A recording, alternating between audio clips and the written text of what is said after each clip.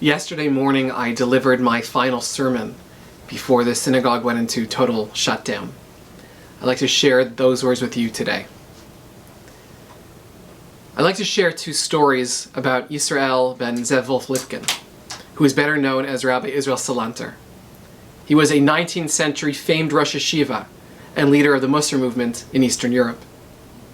Story number one. It is said that one Yom Kippur, Rabbi Salanter did not come to the synagogue for Kol Nidre, much to the surprise and consternation of many. He later explained that while walking to shul, he heard a baby crying. Entering the home, he realized that the parents left the baby alone so that they could go to shul. Rabbi Salanter opted to stay with the helpless child until his parents returned, whenever that may be. On the holiest night of the year, Rabbi Salanter prayed by himself rather than join his community. My friends, I will keep my words today brief. This will be the last service held at Adat Israel until further notice. I cannot tell you whether it will be this week, this month, or perhaps further still, when we will once again open these doors to prayer. We act not only for ourselves, but for society at large.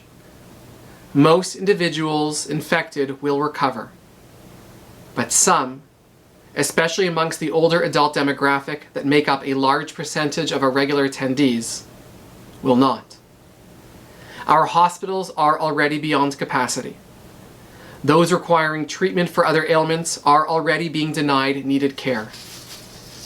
Like Rabbi Salanter, we step away from communal prayer, not because it is unimportant. We step away to fulfill the most basic of Jewish values, to protect and care for society's most vulnerable. Story number two.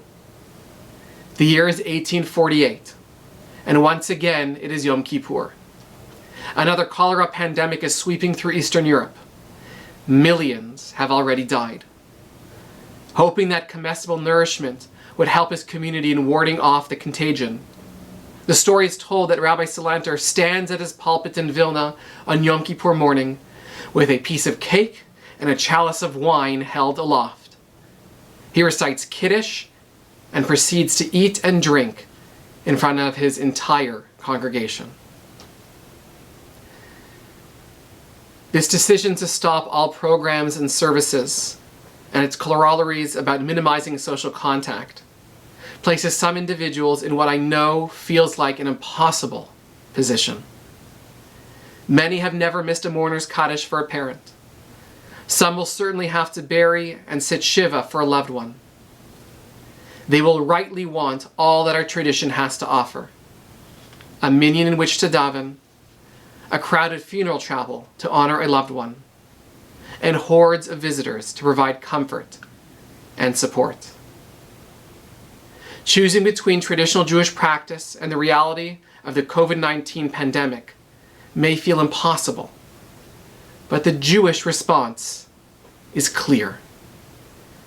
There are moments when we must take a novel path, up to and including violating the tradition itself for our own well-being and that of others. This is one of those moments. Mar Shmuel teaches in the Babylonian Talmud tractate of Shabbat, the washing of hands and feet is more effective than any remedy in the world. Speaking of a physical cleansing, Mar Shmuel foresaw the need for an ongoing washing of the body for our own physical protection. Remarkably, this week's parashah similarly teaches, "They shall wash their hands and feet so that they will not die." Directed at Aaron and his sons, this washing is not about physical, but spiritual well-being. Our society and our Jewish community will get through this. We will persevere. Thank God much has changed for us since the years of the Black Plague, when purported Jewish culpability for the pandemic was broadcast so rapidly that in some places Jews were exterminated even before the plague arrived. What though of our spirit? that too will survive. Indeed, I believe it'll thrive. We will be stronger at the end. It is taught mitzvah gedolah liot besimcha tamid. It is a great mitzvah to be joyful always. At a time when we will be unable to fulfill certain mitzvot, we must strive even harder to fulfill others. We must connect by phone or FaceTime with family and friends. We must care for our neighbors. We must ensure that the most vulnerable among us have the funds to attain the necessities of life, especially as COVID-19 caused loss of work will certainly result in empty fridges and children's empty stomachs. And we absolutely must strive for joyfulness. The new coronavirus has pounded us socially and financially. Over this, we've had little control. Our spirits, though, remain under our own domain. It is within our power to push them to rise higher and higher and higher. Let us choose hope over fear. Let us spiritually connect even as we socially distance.